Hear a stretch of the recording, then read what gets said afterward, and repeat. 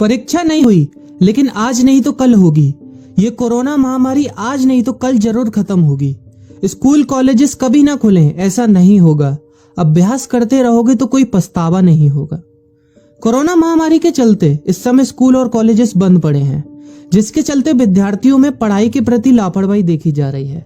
इसी को देखते हुए से मुंबई के एक स्कूल में हमारे पुराणों में लिखित एक कहानी सुनाई गई और विद्यार्थियों को इस कहानी के जरिए एक मैसेज दिया गया, एक सलाह दी गई।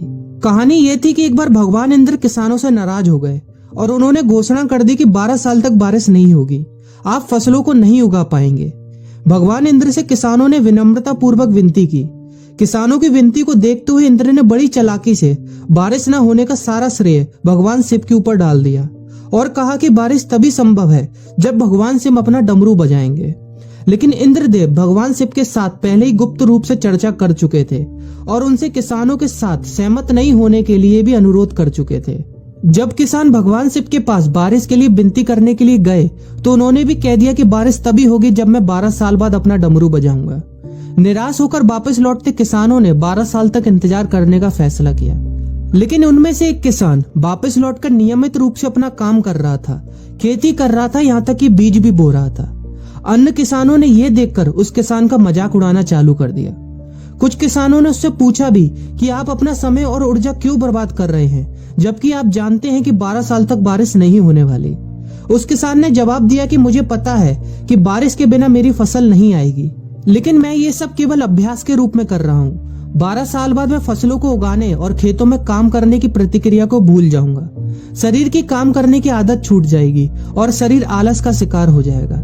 इसलिए मैं अभ्यास करता रहता हूँ कि जब 12 साल बाद बारिश होगी तो मुझे काम करने में मुश्किल नहीं होगी। जब इस किसान की ये बात पार्वती जी को पता चली तो उन्होंने भी चिंतित होकर शिव जी से कहा, आप भी 12 साल बाद डमरू बजाना भूल सकते हैं। यह सुनकर भगवान शिव भी चिंतित हो गए, इसलिए कहीं वो डमरू बजाना भूल तो नहीं गए, इसकी जांच करने की सोची और अपना डमरू उठाकर बजाने की कोशिश करने लगे।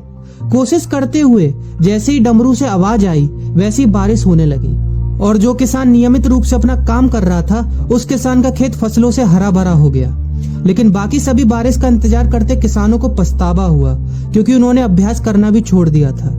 इसी तरह 2 सप्ताह बाद, 2 महीने बाद या 2 साल बाद लॉकडाउन समाप्त हो जाएगा। कोरोना महामारी भी खत्म हो जाएगी। इसे घूरने या इस महामारी के खत्म होने तक का इंतजार करने से बेहतर है कि आप जिस कक्षा में हैं या जिस अगली कक्षा में जाने वाले हैं उसका अध्ययन करें। पुस्तकों का अध्ययन करके अपने कौशल को तेज करें। आपके पास जो ज्ञान है उसे और बढ़ाएं। इस समय का इस्तेमाल करें और ये सोचें कि आप और भी बेहतर कैसे कर सकते हैं, क्योंकि डमरू कभी भी बच सकता है। इसलिए अभ्यास करते रहें। अभ्यास ही गुणवत्ता का सार है। अभ्यास ही है जो आपको किसी भी क्षेत्र में पूर्ण बनाता है।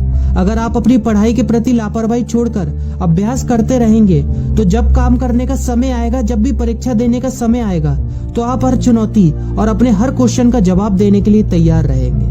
अपना ध्यान रखें और अपनों का ख्याल रखें, क्योंकि कोरोना भी गया नहीं है। घर पर ही रहने की कोशिश करें ताकि आप भी और अन्य भी सुरक्षित रहें और नियमित रूप से अभ्यास करते रहें, क्योंकि डमरू कभी भी बच सकता है। वीडियो अच्छी लगी हो तो वीडियो को लाइक और अपने फ्रेंड्स के साथ शेयर करना मत भूलिएगा। और अगर आप एक पेरेंट हैं तो आप भी अपने बच्चों के साथ इस वीडियो को शेयर करना मत भूलिएगा। डाउनलोड मौज।